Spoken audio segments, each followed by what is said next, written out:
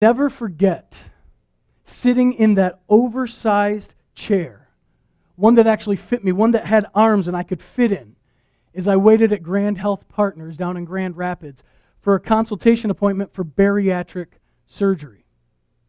At some point along the line, I had gotten all the way to 400 pounds, and some of you might remember that Matt Stone version. And so through some conversations I had with people, knowing some things needed to change in my life, I actually began to think, okay, maybe bariatric surgery. And I was well aware through conversations with folks who had gone through this, how hard it would be. This was not just some like rinky-dink little thing you do. And I also knew from conversations with them how hard it was going to be to lose a part of myself that kind of felt like my identity. I mean, I could see the bigger picture when you get that large, and I was young enough that I wasn't like completely in unhealthy mode. My body still could get around. I was still doing activity things. But I could see the bigger picture, and I knew something had to change. Something about how I was living needed to go. But it can be so hard to lose what feels like a really key part of who you are. The last time we talked, where I was up here, it's been a few weeks, and I'm thankful for all the different voices that have shared over that time. But we talked about growth and how it is God who brings about growth and how we can play a part in the process. And this week we are going to be talking about another aspect of growth called pruning. And you're going to see it up here in a second. I can tell the guys are trying to work out some bugs back there, but the pruning is defined as this. It is to trim a tree or a brush or a shrub by cutting away dead or overgrown branches or stems, especially to increase fruitfulness and growth. Like many aspects in our life of living the selfless way of Jesus, cutting away stuff isn't easy, but it is absolutely necessary. It's vital in order for healthy and new and long-lasting and real growth to occur. And I've mentioned this before, and now we're kind of diving back into these topics that we've been dealing with, but these series of teachings are full of agricultural examples and imagery, which we do find out throughout the text. And today's no different. We're going to be talking about Jesus as the true vine. Now, I don't personally know a lot about grapevines and producing a great, healthy harvest of grapes. But I grew up with a mom who loves flowers and flower beds, and I've learned a bit about the pruning process, specifically of rose bushes and rose plants. And many of you have probably experienced that too, because when I talk with all of you, I find out you've all got pretty good green thumbs yourself. But you've experienced how a rose bush, when it's just left alone, will get really tangled. It gets too thick, and it actually grows in on itself. And when that happens, it will still produce, but it produces a bunch of really minimal beauty roses, a bunch of little ones that don't really encompass what a rose should be. It needs help to grow in the right direction so that it can produce the right amount of magnificent roses. It needs to be pruned in order to stop wasting its precious energy and become productive. So a gardener would come and then prunes a rose bush to help it be its best, its most true, splendid self. And as I understand it, from what I can gather, talking to people who do know grapes and grapevines, the same is true with vines. And so in our text, where we're heading this morning, Jesus is going to discuss himself being the true vine. And within Jewish tradition, the vine was a picture of Israel. And in Psalm 80, we get this metaphor of the vine representing Israel. And how this vine was brought out of Egypt, and it was planted in the Promised Land. And the prophet Isaiah goes on to use this imagery and describes how this vine, Israel, had produced a bunch of wild grapes, but not the proper ones. And so now Jesus is on the scene, and he is going to describe himself as the true vine. He is the true Israel, the one God is using to bring about his purposes in the world. And therefore, these followers of Jesus that he's talking to, the ones that remain connected to him, are truly God's representatives to the world. And this picture of the vine that we're going to get to here in just a second isn't just a witty, gardening figure of speech, like I've used it a little bit so far. It's about who Jesus really is and who his followers really are and what is going to happen to this community of Jesus people as a result of following him. So with all that information in mind, we're going to dive in here. We're going to be in the book of John, chapter 15, and this is going to be verses 1 through 5 for the beginning of our time together this morning.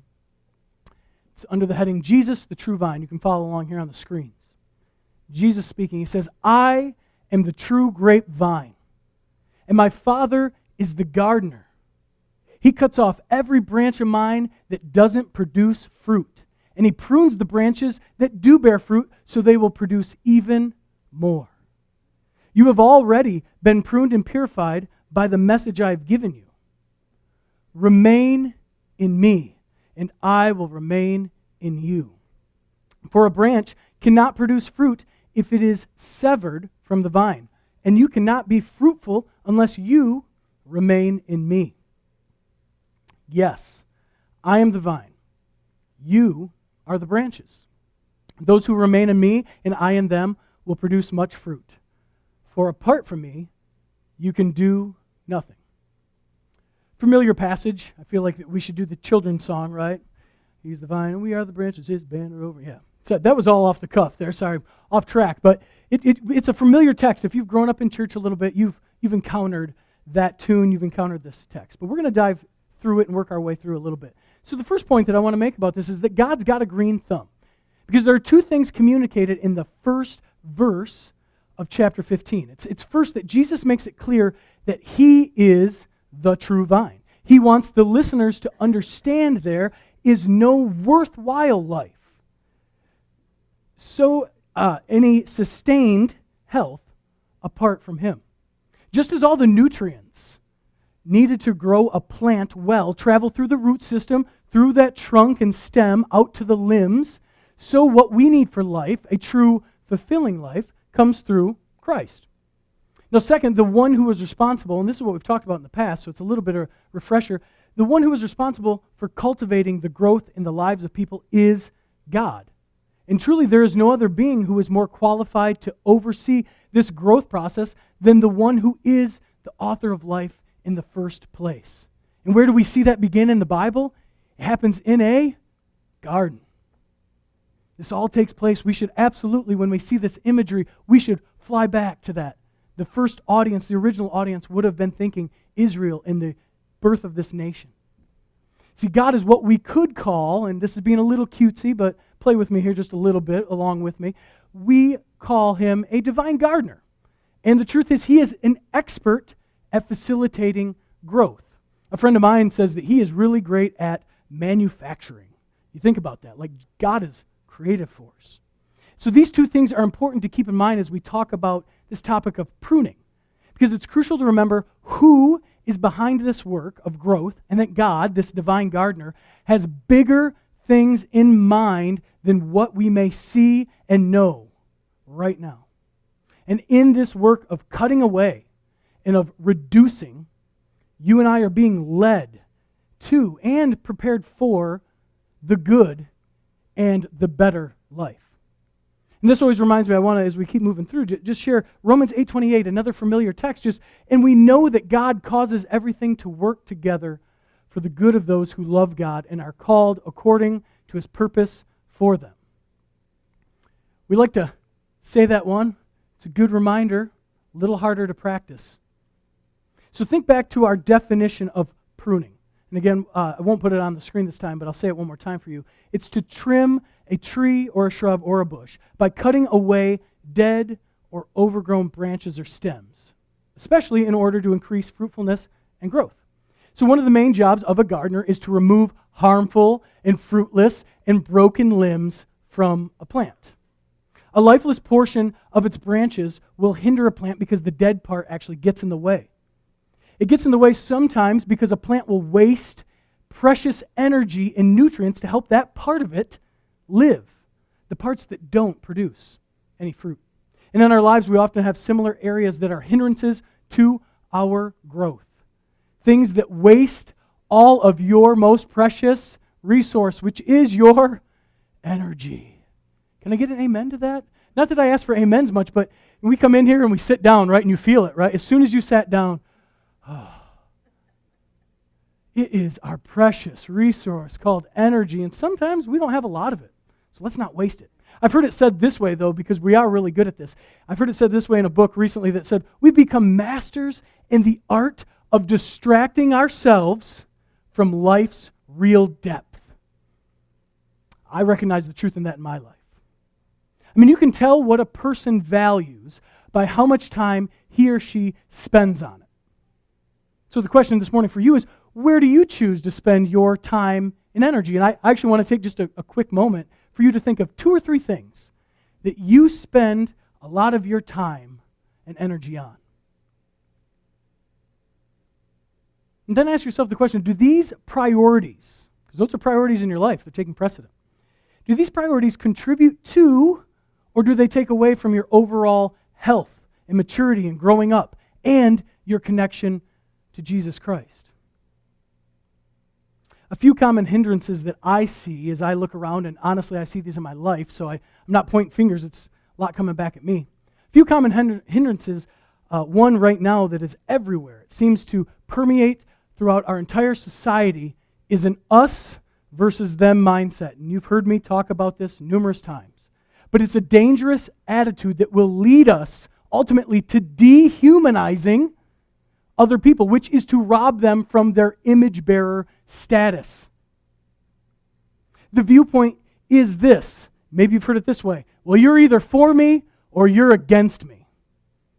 You're for us or you're against us. And I bring that up often because if Jesus Christ is truly the author and the perfecter of our faith and who we truly follow, I want to remind you that Jesus never models this form of dualistic thinking. It's not us versus them. Another common hindrance I see is that we just need to accept some discipline in your life that is present. It's the idea we've talked about that you might see the new training for something that you want and you can't get without putting in the hard work. We talked about it as training versus trying. You can't hope to just get lucky and get new growth. It takes intentional preparation. There really is, unfortunately, no passive participation in the process of maturity. I think a lot of us adults may recognize that in our own lives, isn't it? At some point, it takes some intentional work, putting in the time. And then one last thing that it's maybe different for you, but I think it can even be something good in your life that is distracting you from something better or even something greater. My example to start this whole message was really centered around, I didn't bring up the word food, but food is something that is very good that can absolutely become a distraction and a hindrance in our life. Because make no mistake, there is a limit to a good thing, and whenever that limit is reached and then gone beyond, a good thing turns into something harmful or a damaging obsession. And our tasks as followers of Jesus is to bring the good of life into their proper created place that has been created for our flourishing. The gardener will cut away the hindrances that a plant has so that they can truly have a better opportunity to grow correctly. And if an earthly gardener does that, so that removing obstacles for healthy growth, just imagine how the cultivator of the entire universe wants to do the same thing in each one of his creation. See, the cutting away that God does in our lives is not because he is angry and he just wants to punish you. It's actually quite the opposite. According to the book of Hebrews, and we'll get to the very familiar text here in a second, according to Hebrews, there's a race that has been marked out for you, and that's been marked out for me. And little side note, I like to call it journey. You'll hear me use that language sometimes because I was never good at races growing up. I'm still not good at races. Derek would whip me big time, I'm sure. Okay? I've never been good at races, so I like journey, but we're going to use race because that's what we get in here. But in order to this race ultimately is supposed to result in a long-lasting prize. But in order to run this race well, we've got to remove some things, the things that will impede you, the things that will hinder you, and it may even delay you from reaching the finish line. So the author of Hebrews writes it this way, and you'll see this familiar text in Hebrews 12. It says, "Therefore, since we are surrounded by such a huge crowd of witnesses to the life of faith, let us strip off every weight that slows us down, especially the sin that so easily trips us up. And let us run with endurance the race God has set before us. We do this by keeping our eyes on Jesus, the champion who initiates and perfects our faith." I want to make sure that this is said when we talk about races. We often think about it in terms of competition, but this race, running this race, is not about competition in the sense that we would normally see if you're running cross country or you're running at track. It's about you running the best that you can.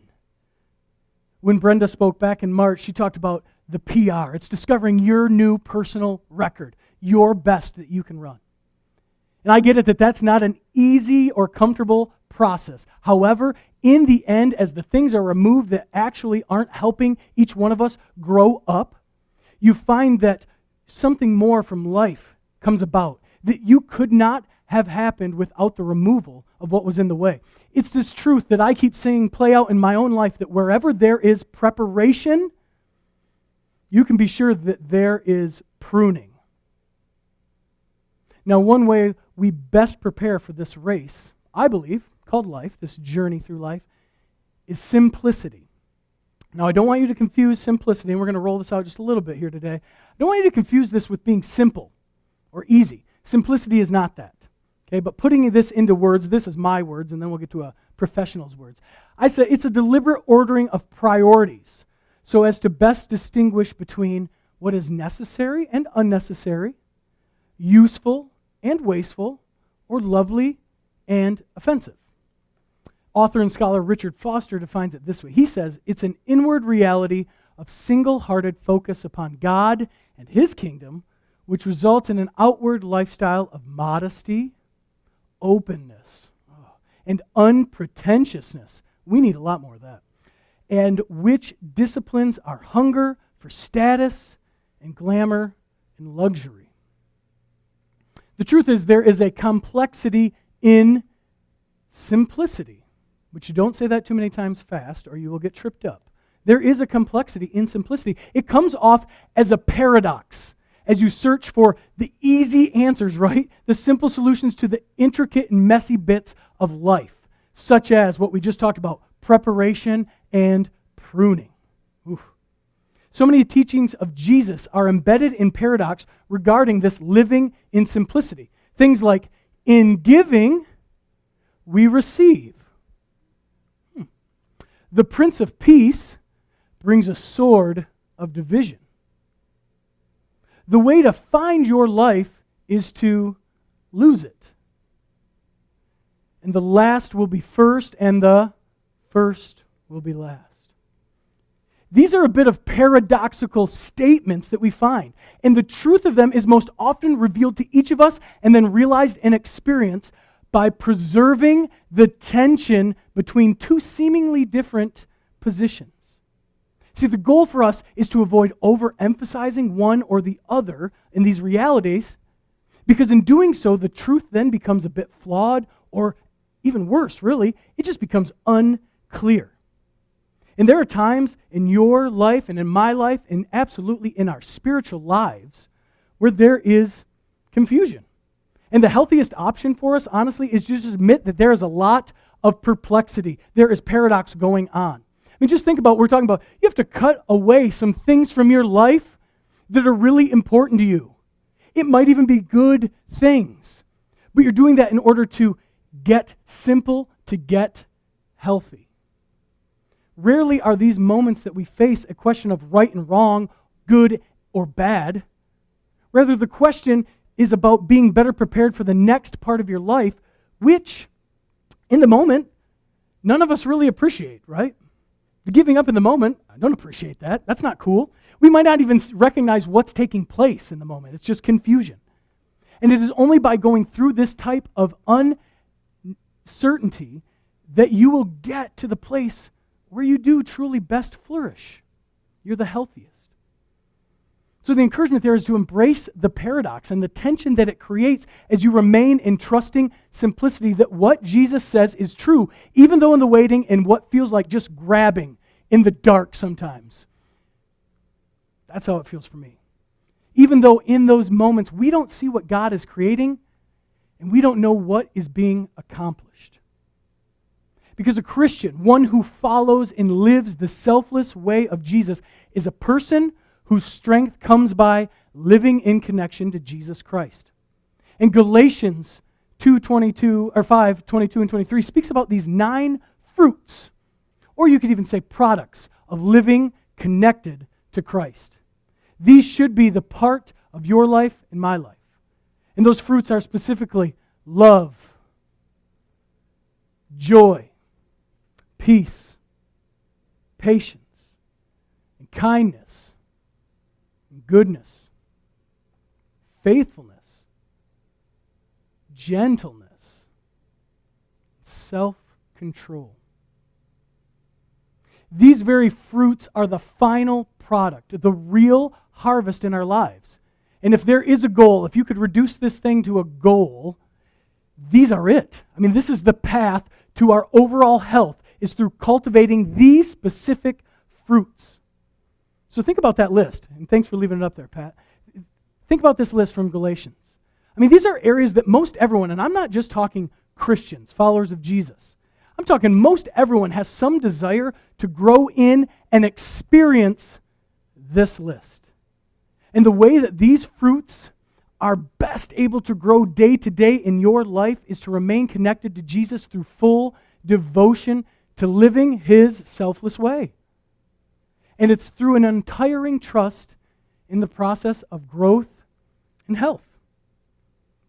And absolutely, it's when it hurts most. So how do we continue this process of being cultivated and grown? Well, it's pretty simple here. We remain connected to Christ so that God will cut away the unhealthy and the misused parts of our lives. Sounds so easy. Always sounds so easy. But spiritual growth does not and cannot happen by accident. The Christian life is a process that we enter into when the seed of the gospel was planted in our hearts, and then we open our lives up to God. And then to grow in health, it takes intentional effort. It's going to take a fierce determination.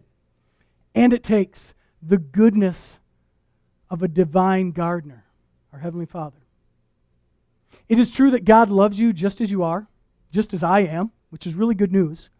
But it is equally true that He doesn't just want you and I to stay put and be how we've always been.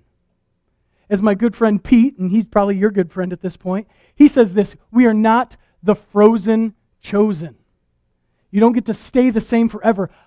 Although you've learned some good things in Sunday school, or maybe Promised Land, over the years, you did not learn everything you need to know in kindergarten of Sunday school. I see a couple smiles. That's good. That was supposed to be fun. You know, like there's a book. You learn everything you need in kindergarten. We have some work to do, and I think we recognize that. So what are some specific areas of your life that could use some cutting away to allow for healthy, new growth to happen? What are some areas that need to be completely removed for the sake of future growth? And when you're pondering that, think about, are there areas in the past that got cut away that you now realize God did that in order for some long-lasting growth to occur? See, trust that God knows what He is doing, and even though the process of removal can be painful, you have to make a conscious decision to welcome this cutting away in your life, and then to participate in actively seeking out areas that need to effectively change for the better. So as always, I like to give you just a little bit of what I call actionable steps. This is just to hopefully, give you some handles along the way. And so actionable step 1 here for us is you have to change how you think about pruning. Change how you think about pruning. We talk about this a lot when I use the word repent The best translation, actually, that I've been discovering is to change your mind, to change how you see. And I believe we have to do the very same thing with change how you feel about pruning, the cutting away. This is where we begin. We have to examine ourselves. And then we ultimately have to agree that there's pruning to be done. I mean, there's a few of you in here that I'm sure don't need much pruning, but there's still some pruning to be done. The second one is have the courage to unmake priorities and plans. Now that sounds a little bit strange. What I want to talk about is simplicity. I didn't develop that a lot there, but it's this idea of stripping down all of the stuff, the clutter, the things we pack into our schedules. If you're like me, I like having plans. I'm a planner by nature. So if I know I have a couple open hours, I want to fill it with things to get done. And it's having courage to unmake priorities and plans. In simplicity, though, I'll remind you as we talk about that just for a second here, that it can't just be a performance. It must actually be lived out. You have to adopt it honestly and authentically and live it out in real time. In other words, it can't just be theoretical, like, well, yeah, I'm going to live simplistically. That's great. That'll be really good. It has to be experienced. And so, unfortunately, if you reduce it to only a technique or it's just formulaic, it doesn't have the staying power. It won't stick long term. And that's why I can't tell you exactly what to do. If you're looking for the silver bullet, I'm going to tell you, well, unmake some priorities and plans.